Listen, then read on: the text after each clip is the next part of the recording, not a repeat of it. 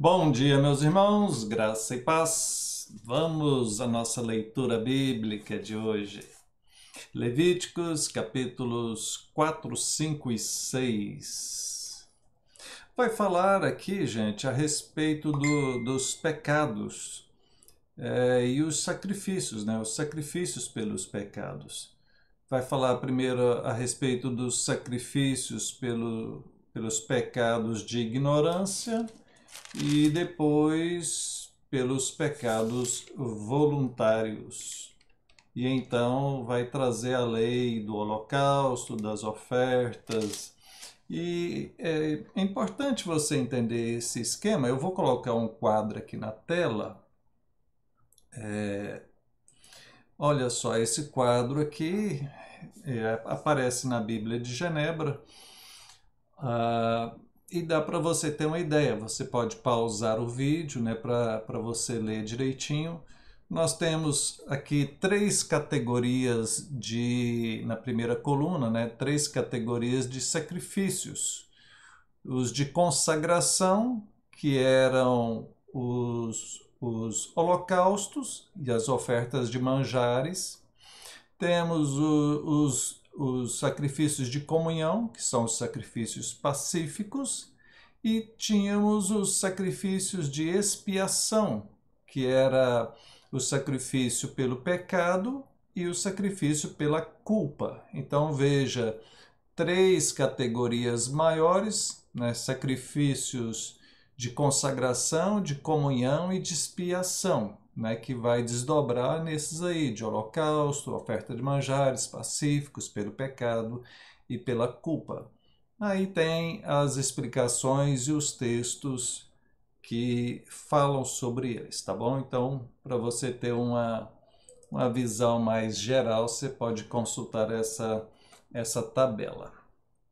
Pois bem, voltando aqui então ao nosso texto, né, no capítulo de número 4, fala primeiramente o sacrifício pelos pecados por ignorância dos sacerdotes. O que era o pecado por ignorância, né? Gente, era o pecado que alguém cometia sem uma intenção. Por exemplo, se ele, aqui no caso do sacerdote, né, primeiramente fala do sacerdote, depois a parte do verso 13 fala os pecados de ignorância que era cometido por toda a congregação, e depois a partir do verso 27, os pecados por ignorância cometidos por qualquer pessoa. Então ele fala do pecado cometido pelo sacerdote, pela congregação. Eu esqueci, né? Verso 22 é pelo príncipe, né? Que era o governante. Então veja só, 4, o sacerdote, toda a congregação, né? Então coletivamente cometeu um pecado, o príncipe, que era o governante, e o povo, né, de maneira singular aqui. Veja, então o pecado por ignorância era cometido sem uma intenção, né, porque as leis eram muito rígidas. Então a pessoa, por exemplo, poderia, sem intenção, ferir a outra, ou sem intenção mexer em algo sagrado, ou sem intenção ferir o animal,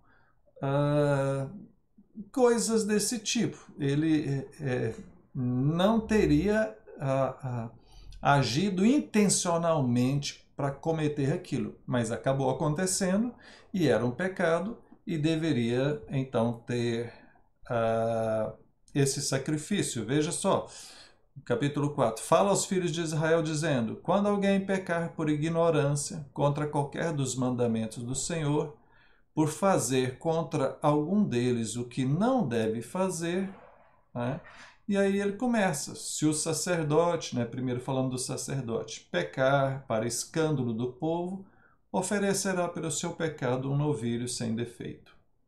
Depois, verso 13: se toda a congregação de Israel pecar por ignorância, e isso for oculto aos olhos da coletividade, se fizer contra algum dos mandamentos do Senhor aquilo que não deve fazer, aí vai orientar. Verso 22, também o príncipe. Depois o verso 27, se qualquer pessoa do povo da terra pecar por ignorância, por fazer alguma das coisas que o Senhor ordenou que não se faça, e se tornar culpada, ou se o pecado em que ela caiu lhe for notificado, né? Às vezes a pessoa nem percebeu, mas outro chega e fala, você viu o que você fez ali? Um exemplo, não poderia tocar num cadáver, se tornava imundo, né? Mas se ele tocasse, né? E talvez não percebeu, alguém poderia chegar e falar, olha, você viu o que você fez ali? Você pecou, você tocou naquela pessoa lá, que lá está morto. Então, aí já no capítulo 6 agora, fala dos sacrifícios pelos pecados voluntários, certo? Veja só verso 4, tendo pecado e ficado culpado, restituirá aquilo que roubou, ou extorquiu, ou o depósito que lhe foi dado, ou perdido, o que achou, ou tudo aquilo que jurou falsamente, e o restituirá por inteiro, e ainda a isso acrescentará a quinta parte, aquele que pertence lhe o dará no dia da sua oferta pela culpa. E essa oferta pela culpa trará do rebanho ao Senhor um carneiro, e será perdoada de todas as coisas que fez. Então veja, se a pessoa cometeu o pecado voluntário, ela tem que fazer a oferta, tem a questão espiritual então, tem que apresentar esse carneiro, né, capítulo 6, verso 6, tem que restituir, caso esse pecado trouxe prejuízo a alguém, ele tem que restituir aquilo e mais um quinto, né, a quinta parte daquilo que ele causou de prejuízo. Agora veja, talvez você esteja pensando, então era até fácil, né? A pessoa vai lá e comete o pecado, depois vai lá e faz a oferta, pede o perdão, restitui lá e fica tudo beleza, né? Talvez seja por isso que a maldade sempre reinou mesmo, né? Se a pessoa não tiver um convencimento do Espírito Santo ali, né, a maldade vai reinar. Porém, se você observar Números capítulo 15, o verso 30 e 31, olha como a situação era séria. Números capítulo 15, o verso 30 diz assim: mas a pessoa que fizer alguma coisa atrevidamente, quer seja dos naturais, quer dos estrangeiros, injúria ao Senhor, tal pessoa será eliminada do meio do seu povo, pois desprezou a palavra do Senhor e violou o seu mandamento. Será eliminada essa pessoa, e a sua iniquidade será sobre ela. Então não era toda situação que tinha perdão, não. Não era toda situação. Se a pessoa agiu com maldade, com intenção, de maneira perversa ali, ela não teria sacrifício para resolver aquilo, ela seria morta, sentença de morte. Então, o Antigo Testamento aqui parece um pouco fácil aqui, né? Mas é olho por olho, dente por dente. Então, Era grave a situação, tá? Só para não ficar parecendo que estava muito fácil. Não estava, não. Bom, queridos, que Deus tenha misericórdia de nós, né?